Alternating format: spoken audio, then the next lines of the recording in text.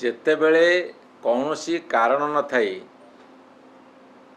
ଅବେଳରେ April 16, 17, 18 ତାରିଖରେ parliament ଡକେଇଲେ ଯେ ଆମେ ସିଟ୍ ବଢ଼େଇଦେବୁ, ତା ସେଥିରେ ମହିଳା ସଂରକ୍ଷଣକୁ ଯୋଡ଼ିଦେଲେ।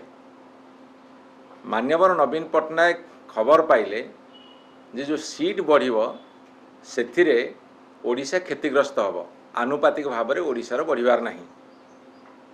ଏବଂ ଏ କଥାକୁ ନେଇକି ଯେତେବେଳେ ତର୍କ ହେଲା, ମାନ୍ୟବର ନବୀନ ପଟ୍ଟନାୟକ ଚିଠି ଲେଖିଲେ ଯେ ଗୋଟେ 48 ଘଣ୍ଟା ଭିତରେ ଆପଣ ବିଧାନସଭା ଡାକନ୍ତୁ, ଓଡ଼ିଶାର ସ୍ୱାର୍ଥକୁ ରକ୍ଷା କରିବାକୁ ହେଲେ ଏଇଠି ବିଧାନସଭାରେ ଆମେ ଦାବି ରଖିବା କେନ୍ଦ୍ର ସରକାର ପାଖରେ।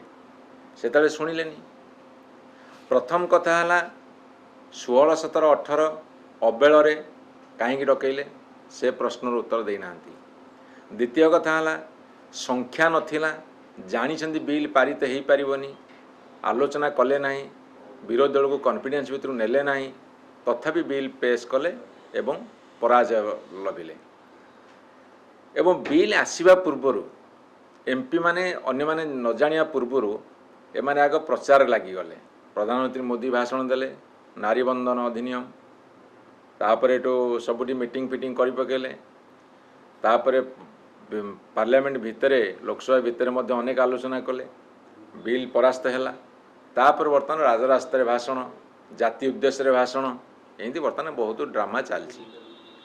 ଇଏ 30 ତାରିଖରେ ବିଧାନସଭା ହଠାତ୍ 5 ଦିନ 6 ଦିନ ଗ୍ୟାପ୍ରେ ଡକେଇ ଦେବାର ଉଦ୍ଦେଶ୍ୟଟା କ'ଣ, ସେଟା ମଧ୍ୟ ଖୋଲିକରି କହୁନାହାନ୍ତି। ଯେ ଲେଖିଛନ୍ତି ମହିଳାମାନଙ୍କର ଭାରତର ଗଣତନ୍ତ୍ରରେ କ'ଣ ଭୂମିକା, ସେଇଥିରେ ଆଲୋଚନା ହେବ। ଭୂମିକା କ'ଣ ଆଲୋଚନା ସେମାନେ କରିବେ? କେଉଁ ଭୂମିକା ଆଲୋଚନା କରିବେ? କ'ଣ ସେମାନେ କରିଛନ୍ତି ଯେ ଆଲୋଚନା କରିବେ? 2023 ମସିହାରେ ମହିଳା ଆରକ୍ଷଣ ବିଲ୍ ପାସ୍ କଲେ, ସେଥିରେ 500 ସିଟ୍ ହେଉ କି 850 ସିଟ୍ ହେଉ କି 543 ସିଟ୍ ହେଉ କି ଯେତେ ସିଟ୍ ହେଉ, ସିଟ୍ ବଢ଼ିବା ସେଥିରେ ଆରକ୍ଷଣ କ'ଣ ସମ୍ପର୍କ ଅଛି? 543 ସିଟ୍ରେ ଭୋଟ୍ ହେଲେ 33% ପାଇବେ, 850 ସିଟ୍ ହେଲେ ମଧ୍ୟ 33% ପାଇବେ। କିନ୍ତୁ ସିଟ୍ ବଢ଼ିବା ସଂଖ୍ୟାରେ ମହିଳା ଆରକ୍ଷଣଟା କାହିଁକି ଯୋଡ଼ିଲେ?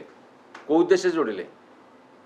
ତାଙ୍କର ଉଦ୍ଦେଶ୍ୟ ସଫା, ଇଏ ପଲିଟିକାଲ ଷ୍ଟଣ୍ଟ କରିବେ, ରାଜନୀତି କରିକି ସତେ ଯେମିତି ସେ ଏକା କାନ୍ଦୁଛନ୍ତି, ଆଉ କାହାର କିଛି ମାନେ ନାହିଁ ଏଥିରେ କରିବାରେ, ସେ ମେସିଆ ବୋଲି ନିଜକୁ ଦେଖେଇବେ।